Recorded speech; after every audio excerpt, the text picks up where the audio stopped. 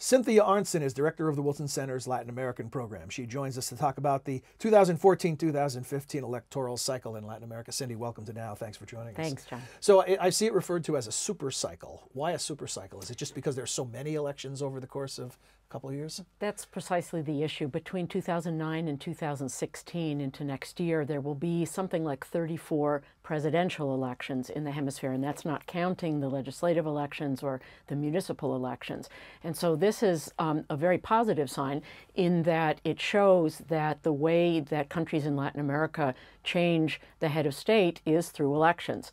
It doesn't tell you much about the quality of those elections, whether it's a level playing field, whether the campaign finance laws are fair, but invariably it gives you an opportunity to take a snapshot of what's going on in the country and look at the various issues that are important to the electorate. Very comfortable for us, since it seems to always be campaign season here in Washington, D.C., right? The never-ending campaign. Well, you know, I know it's difficult. We're talking about a large group of countries that all have different circumstances, but are there any consistent or emerging trends that you can talk about in the elections so far, or things that we're anticipating in those where the votes are still to be cast?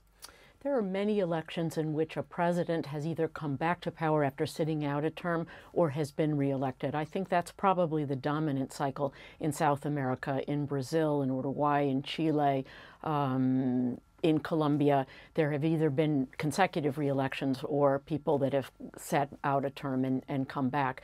And that shows a certain satisfaction with the incumbent party or individual.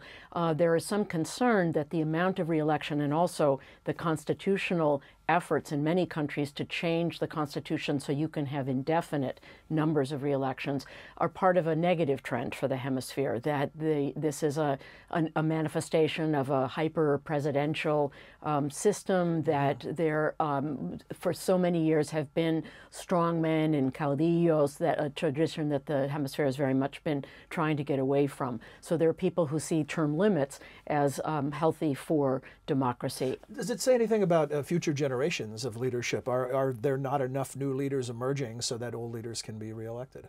Some of that is true, but there's also, I think, a crisis of representation throughout the hemisphere, in the sense that even the historic parties, the ones that have been established for many decades, no longer necessarily have the next generation of leadership, and also do not necessarily represent large segments of the electorate. In a country like Chile, which is considered one of the most institutionalized democracies in Latin America, something like 80% of voters say that they are not represented by any political party. So you see a growing gap between the structures of political parties and the electorate itself. And this has something to do with the rise of social movements, with the importance of social protest as a form of political expression.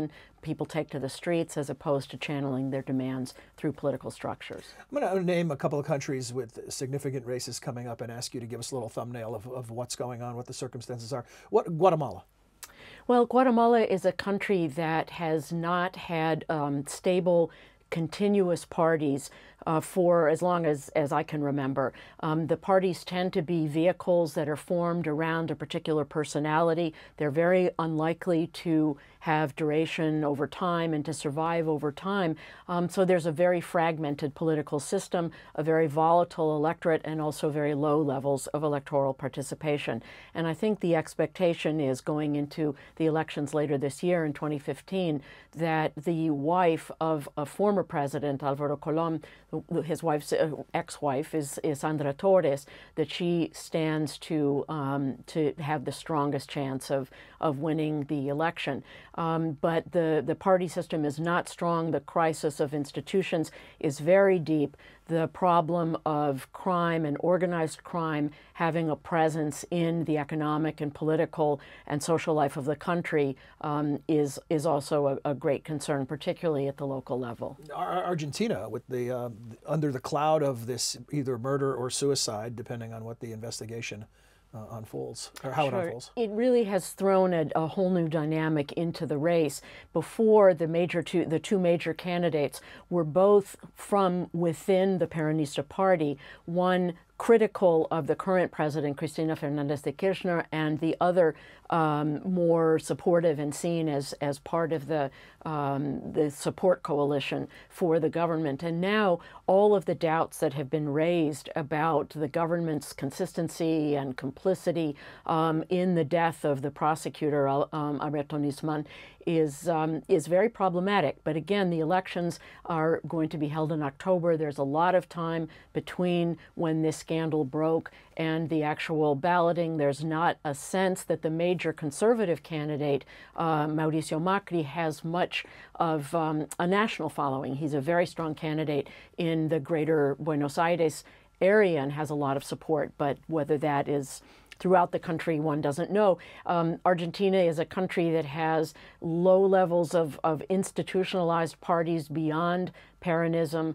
The opposition parties have been small historically, and the one that held power in the immediate transition after the democracy, after the dictatorship, is really a shadow of its former self. So the real question is whether there's a groundswell of opinion that both unites candidates and movements and unites the electorate against the dominant Kirchner model and the person who is seen as her most loyal supporter and follower. And finally, not a presidential election, but in Venezuela, parliamentary elections. And always the question seemingly asked, is this the end of Chavismo, or does the shadow of Hugo Chavez continue to loom over politics in that country? Well, it certainly will not spell the end of Chavismo. It's a very strong movement, even if in the unlikely scenario that the opposition were to win the presidency at some point, Chavismo will continue to be a very powerful political force. Even with the president's approval rating only at 22-25%. Exactly. And I think there is an opportunity for the opposition to make some real inroads in the assembly, but the opposition is very fragmented now. The holding of an election has been something that has served to unite the opposition. There were no elections in 2014. So one of the major opposition leaders, Leopoldo Lopez, is in jail.